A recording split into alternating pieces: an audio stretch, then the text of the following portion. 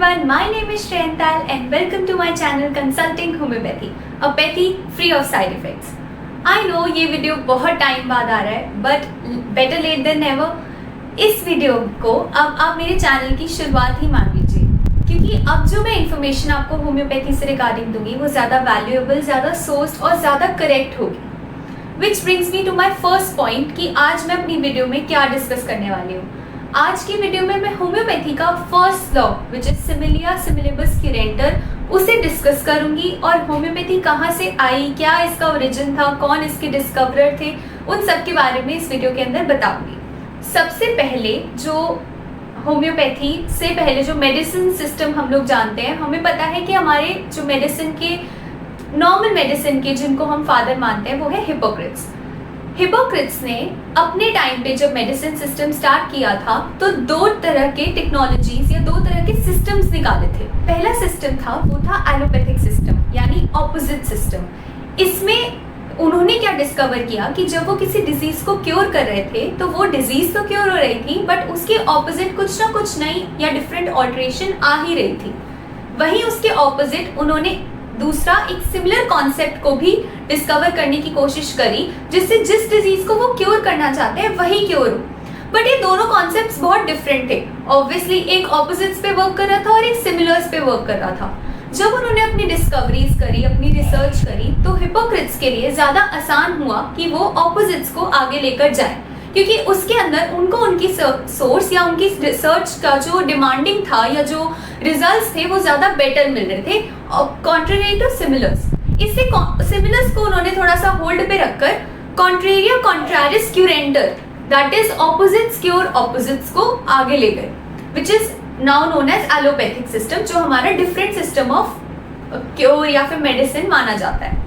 अब आते हैं हमारे सिमिलर्स कॉन्सेप्ट पे। सिर्फ हिपोक्रेट्स नहीं, हिपोक्रेट्स के आगे जो और फिजिशियंस आए या और रिसर्चर्स आए जैसे कॉन्स्टेंटाइन हेरिंग हो गए या और कोई भी केंट हो गए, सबने बहुत कोशिश करी कि वो भी सिमिलर्स के ऊपर वर्क करें बट उनको नहीं मिला। Now comes the time of doctor Christian Friedrich Samuel Hahnemann who is known as father of homeopathy. वो होम्योपैथिक फादर कैसे बने, अब हम उस पर आते हैं which is discovery of homeopathy and our first law सिमिलिया सिमिलिबस क्यूरेंटर। चलो, हिपोक्रेट्स ने ऑपोजिट्स जो ले गए उसको तो हमने नाम दे दिया कॉन्ट्रेरिया कॉन्ट्रारिस क्यूरेंटर। यहीं पर सिमिलर्स के लिए भी हिपोक्रेट्स ने एक टर्म निकाला विच इज सिमिलिया सिमिलिबस क्यूरेंटर that is CURANTER which means likes cures likes. लेकिन इस कॉन्सेप्ट को जैसे मैंने बताया कि हिपोक्रेट्स आगे नहीं लेके जा पाए इसलिए उसको होल्ड पे कर दिया। अब आते हैं doctor Christian Friedrich Samuel Hahnemann. ये भी एक एलोपैथिक डॉक्टर थे बट इनके टाइम पर जब प्रैक्टिसेस होती थी तब बहुत ज़्यादा क्रूड या फिर बहुत ज़्यादा क्रूअल एक्टिविटीज़ होती थी, क्रूअल ट्रीटमेंट्स होते थे। जैसे फॉर एग्जांपल अगर कहीं पर किसी को ब्लड ज़्यादा इकट्ठा हो गया या फिर बहुत ज़्यादा वहाँ पे ब्लड क्लॉट बन रहा है तो वहाँ पे उस जगह को ही काट देते थे ताकि ब्लड शेड आउट हो जाए और वहाँ से वो रेडनेस खत्म हो जाए, या फिर लीड चिपका देते थे। अगर किसी के ब्रेन में कोई प्रॉब्लम आई तो ब्रेन में उस पर हैमरिंग करके उससे प्रॉब्लम को सॉल्व किया जाता था which was very cruel eight that time. And doctor Hahnemann को लगा कि यार पेशेंट मेरे पास अपनी प्रॉब्लम लेके आ रहा है, अगर हम ऐसे ट्रीटमेंट्स उसको देंगे तो ऐसे तो हम उसकी प्रॉब्लम और बढ़ा रहे हैं रादर देन क्योरिंग। इस वजह से उन्होंने अपनी प्रैक्टिस को छोड़ दिया because he was not very interested और not very happy with the treatments provided at that time.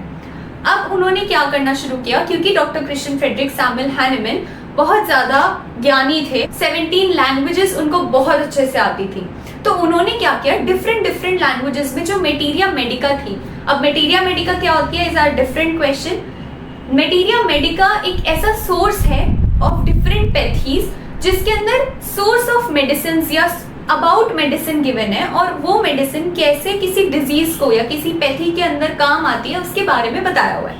ठीक है, तो मेटीरिया मेडिका क्या होता है वो हम बाद में देखेंगे। इन शॉर्ट उन्होंने क्या किया डिफरेंट लैंग्वेजेस में जो भी पैथीज की मेटीरिया मेडिका उस टाइम पे अवेलेबल थी उन्होंने उसको इंग्लिश में ट्रांसलेट करना शुरू कर दिया।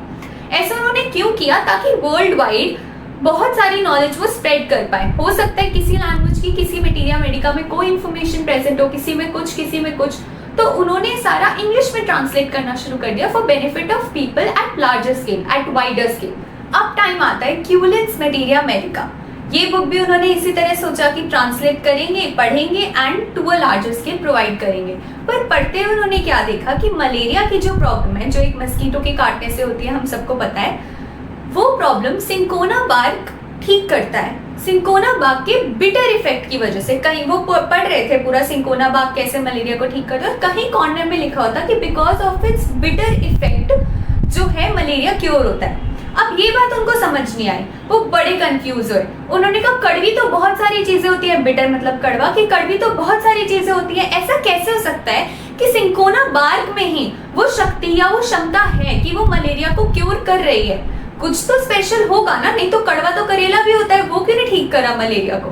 ठीक है, तो अब इन्होंने क्या किया, रोज रोज वो सिंकोना बाग को 4 ड्राम में लेने लग गए।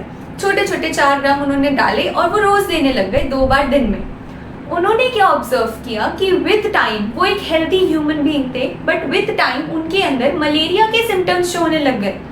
मलेरिया जो कि एक प्रॉब्लम है कि मस्कीटो के काटने की वजह से एक ह्यूमन बीइंग को होती है, किसी को भी मस्कीटो प्रॉब्लम है, वो मस्कीटो गिवन इंजरी या डिजीज है वो, तो वो कैसे उनको कोई ट्रीटमेंट जो किसी मटेरिया मेडिका में एक सब्सटेंस दे रखा है जो उस प्रॉब्लम को क्योर कर रहा था, पर वो लेने से उनको उस मलेरिया के प्रॉब्लम्स क्यों आने लग गए।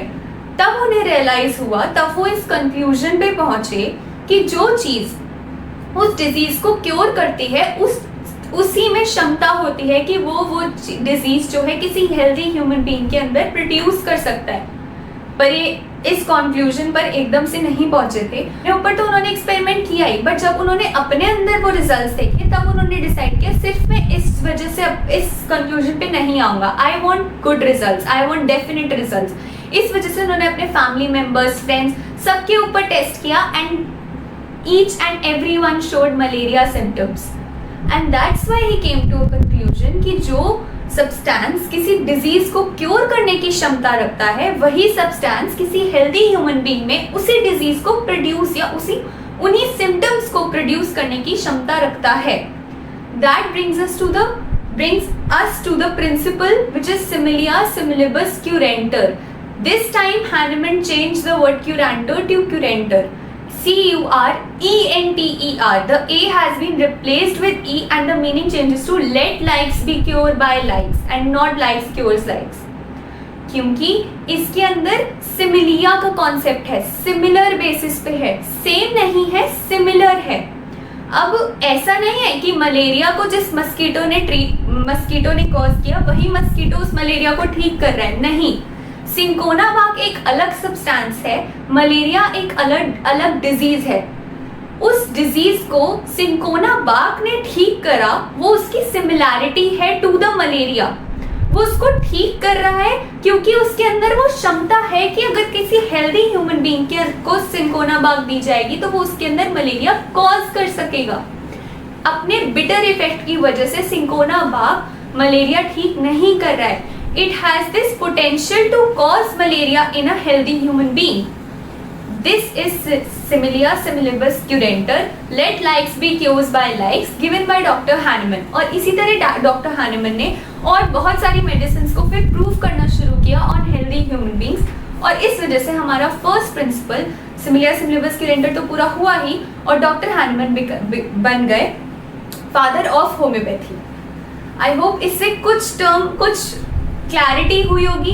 मेरा एक क्वेश्चन आप सबसे है, जो आई होप इस वीडियो के बाद आपका कमेंट्स में होना चाहिए, कि अगर किसी चीज में ये क्षमता है कि वो उस डिजीज को क्योर कर सकता है इन अ डिजीज पर्सन, क्योंकि वो किसी हेल्दी ह्यूमन बीइंग के अंदर उसको प्रोड्यूस करने की क्षमता रखता है, तो ऐसा क्यों नहीं है कि ऑलरेडी जिसको मलेरिया है उसको सिंकोना बाग दे रहे हैं तो उसमें मलेरिया के सिम्टम्स बढ़ जाए, वो तो उसको और ज्यादा प्रोड्यूस करना चाहिए ना। ऐसा क्यों है कि सिंकोना बाग देने की वजह से उस डिजीज पर्सन में मलेरिया कम हो रहा है पर हेल्दी ह्यूमन बीइंग में मलेरिया हो रहा है? क्वेश्चन मेरा बहुत क्लियर है। अगर आपको आंसर पता है तो कमेंट्स में दो, नहीं तो क्वेश्चन आप मुझे कमेंट्स में करो एंड इसका आंसर मेरी नेक्स्ट वीडियो में बताएंगे। अभी इसको मिस्ट्री रखते हैं, ठीक है। एंड ऑल्सो हमारे जो फर्स्ट ईयर के होम्योपैथी के सब्जेक्ट्स होते हैं, those are anatomy, physiology, organon and materia medica and pharmacy on a wider basis. अब एनसीएच के नए रूल्स के अकॉर्डिंगली डिफरेंट सब्जेक्ट्स भी ऐड हुए हैं, उनकी इंपॉर्टेंसेस भी ऐड हुए हैं, but on the wider aspect हमारे पास 5 जो मेन सब्जेक्ट्स हैं, those are anatomy, physiology, homeopathic pharmacy, organon of homeopathy and materia medica. तो अब मैं जो आगे के लेक्चर्स होंगे वो इन 5 सब्जेक्ट से रिलेटेड दूंगी। इनमें से कौन सा सब्जेक्ट मैं पहले शुरू करूँ वो मेरे को प्लीज कमेंट्स में बताना, एंड आई होप आपको ये वीडियो अच्छी लगी हो। तो please like, share, comment and subscribe to my channel. Stay healthy with homeopathy. Bye bye.